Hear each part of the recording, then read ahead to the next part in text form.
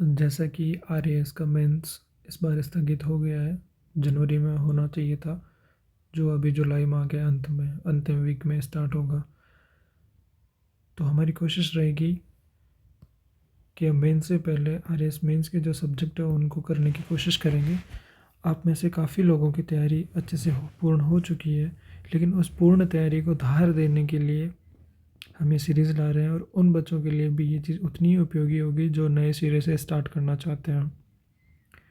हमारी कोशिश ऐसे रहेगी कि हम 1 बाय 1 सब्जेक्ट लेंगे और तकरीबन 15 से 20 मिनट का समय लेंगे एक वीडियो में आपका, और कोशिश रहेगी कि हर वीडियो के माध्यम से आपको पूरा कंटेंट उपलब्ध करवाया जाए, और जो कंटेंट आपको उपलब्ध करवाया जाए उसके साथ में आपको ये भी बताया जाए कि इससे कैसे प्रश्न पूछा जाएगा और इसका उत्तर कैसे प्रस्तुत करना आपको।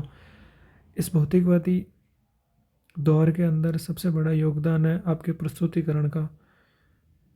जो दिखेगा वो बिकेगा। आपकी नोटबुक जिसमें आप नोट्स बना रहे हो, उसके बाद में आपकी आंसर शीट जिसमें आप आंसर लिखने वाले हो, आपके आंसर आई कैची होनी चाहिए, दूसरी कॉपियों से अलग होने चाहिए। उसके लिए आपको क्या प्रयास किए जाने चाहिए, उसकी भी चर्चा हम साथ के साथ करते जाएंगे।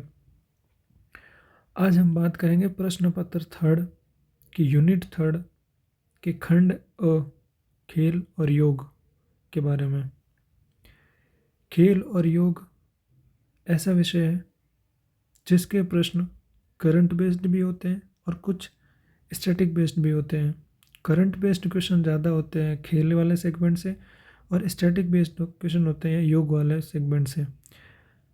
ये सेगमेंट रहेगा 20 नंबर का, जिसमें 2 नंबर के क्वेश्चंस अर्थात 15 शब्द और 5 नंबर के क्वेश्चंस अर्थात 50 शब्द। 2 नंबर के 5 प्रश्न रहेंगे और 5 नंबर के 2 प्रश्न रहेंगे। बात करें पाठ्यक्रम की, तो पाठ्यक्रम में जो दिया गया भारत एवं राजस्थान राज्य की खेल नीति, भारतीय खेल प्राधिकरण एवं राजस्थान राज्य क्रीड़ा परिषद, राष्ट्रीय एवं राजस्थान राज्य के खेल पुरस्कार, कौन से पुरस्कार दिए जाते हैं और जो ट्रिब्यूनल्स बने हुए हैं उनका स्ट्रक्चर क्या है, उनसे रिलेटेड प्रश्न। फिर बात करेंगे योग के बारे में। योग सकारात्मक जीवन पद्धति, योग का क्या रोल है, योग कौन कौन से हो सकते हैं, योग के क्या क्या लाभ हो सकते हैं, ऐसे कुछ प्रश्नों के बारे में चर्चा करेंगे। फिर आता है भारत के विख्यात खेल व्यक्तित्व, कौन कौन से प्लेयर्स हैं, कौन कौन से खेल से जुड़े हुए हैं, इसके बारे में चर्चा करेंगे। फिर बात करेंगे प्राथमिक उपचार और पुनर्वास की। फिर बात करेंगे भारतीय खिलाड़ियों की ओलंपिक, एशियन खेल, कॉमनवेल्थ एवं पैरा ओलंपिक खेल में भागीदारी। छठी यूनिट पूर्णतः बेस्ड है करंट पे, और दूसरी यूनिट का सेकंड पार्ट राष्ट्रीय एवं राजस्थान राज्य के खेल पुरस्कार, ये भी बेस्ड है करंट पे। बाकी चीज़ें ज़्यादातर स्टैटिकल पोर्शन से पूछी जाएगी। अभी हम चर्चा करेंगे किसी भी एग्ज़ाम की विषय वस्तु को समझने के लिए, उसको भेदने के लिए आपकी रणनीति का अहम हिस्सा होता है पाठ्यक्रम, और दूसरा हिस्सा होता है उसके पुराने प्रश्न, विगत वर्षों के आए गए प्रश्नों के बारे में हम चर्चा करेंगे। जिसमें सबसे पहले बात करेंगे हम 2021 में पूछे गए 15 शब्दों के जो सवाल है उनके बारे में। प्रश्न पहला ये पूछा गया, राजस्थान में खेलों में उत्कृष्टता के लिए वार्षिक रूप में दिए जाने वाले पुरस्कार का नाम लिखते हुए इसकी चयन समिति का पदानुक्रम लिखिए। ये वाला क्वेश्चन आपके सिलेबस की कौन सी यूनिट से है आप देख सकते हैं। योग से पूछा गया प्रश्न, योगराज उपनिषद के अनुसार योग के प्रकार क्या है। सीधा क्वेश्चन है। राजस्थान के खेलों में श्री मगन सिंह राजवी के योगदान को लिखिए। ये करंट से पूछा गया है स्टैटिक से जोड़ के। अगले प्रश्न की बात करें, राजस्थान राज्य खेल परिषद द्वारा संचालित किन्हीं 4 खेल अकादमियों के नाम लिखिए। हम इस प्रश्न का उत्तर कैसे लिखा जा सकता है इसके बारे में भी आज बात करेंगे थोड़ी। इसका नॉर्मली स्टूडेंट आंसर कैसे लिखता है, और इसके प्रेजेंटेशन को बेहतर बनाते हुए हम इसका आंसर कैसे लिखेंगे उसके बारे में भी चर्चा करेंगे। मेजर ध्यानचंद खेल रत्न पुरस्कार 2021 से सम्मानित पैरा ओलंपिक खिलाड़ियों का नाम एवं उनका खेल का भी साथ में अपने को मेंशन करना है। ये करंट से पूछा गया सवाल है। अर्थात जो सेगमेंट मैंने अभी बताए थे कि इनके करंट बेस्ड क्वेश्चन थे, तो उनके करंट बेस्ड क्वेश्चन ही आपको देखने को मिलेंगे। करंट बेस्ड क्वेश्चन उन्हीं के आएंगे जो पुरस्कार से जुड़े हुए ज़्यादातर, बाकी के स्टैटिक सेगमेंट से पूछे जाएंगे। फिर 50 शब्दों के 2 प्रश्न आते हैं, उनकी बात करें तो राष्ट्रीय खेल नीति में खिलाड़ियों के वैज्ञानिक पूर्ति कर का क्या महत्व है, इसके बारे में हम चर्चा करेंगे आगे। खेलों में पुनर्स्थापना क्या है, TENS चिकित्सा को परिभाषित कीजिए। पुनर्स्थापना क्या होती है, इसके बारे में हम आगे चर्चा करेंगे। और ये चिकित्सा की पद्धति है जिसके माध्यम से खिलाड़ी रिकवर होता है, रिकवर होकर वो वापसी करता है।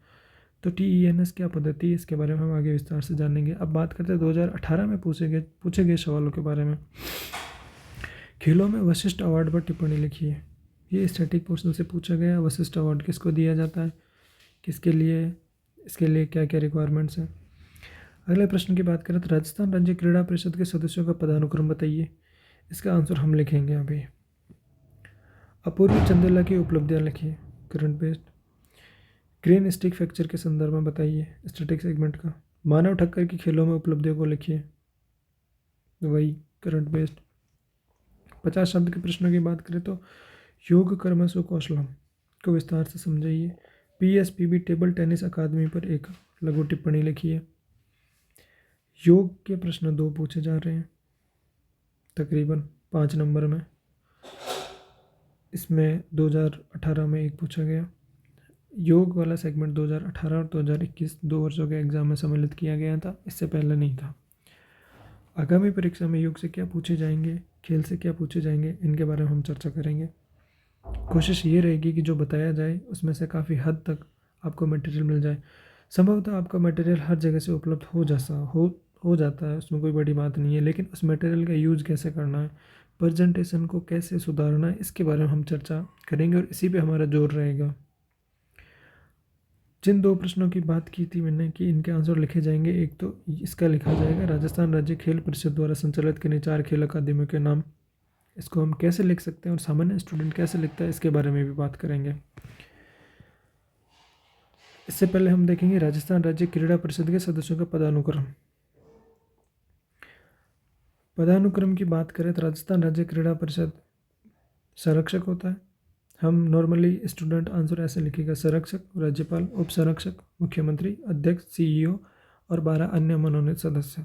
हम इसको अलग तरीके से लिख सकते हैं, अपने पास 4 लाइनें होगी, उन 4 लाइनों का उपयोग करते हुए हम इसका प्रेजेंटेशन कैसे सुधार सकते हैं उसके बारे में बात करेंगे। हम इसमें यूज कर सकते हैं ट्रायंगल का, जिसमें संरक्षक, राज्यपाल, उप संरक्षक, मुख्यमंत्री, अध्यक्ष, CEO, अन्य 12 मनोनीत सदस्य। चीज़ वही है, कंटेंट वही है, प्रेजेंटेशन का तरीका अलग है। खेल अकादमियों की बात करें, जो प्रश्न यहाँ पूछा गया है, राजस्थान राज्य खेल परिषद, नॉर्मल स्टूडेंट ये करेगा 4 खेल अकादमी लिखेगा, सीधे सीधे 1 2 3 4 पॉइंट लगा के। हम कोशिश करेंगे, हम राजस्थान के विद्यार्थी हैं तो हमें ये पता है कि राजस्थान का मैप कैसे बनाया जाता है। तो प्रश्न की स्टार्टिंग के अंदर ही आप अपने GS के नॉलेज को उपयोग में लाइए और अपने प्रदर्शन शैली का प्रदर्शन कीजिए। आप मैप बनाइए, आपको पता है कौन से लोकेशन कहाँ पे हैं, और इसमें खेल अकादमी को पूछा तो कोशिश कीजिए बालिका, महिला से रिलेटेड जब भी आपसे डायमेंशंस पूछे जाए तो कोशिश करें महिला को इंक्लूड करें, जिससे आपकी जेंडर डिस्क्रिमिनेशन वाली चीज़ जो है सामने नहीं आए।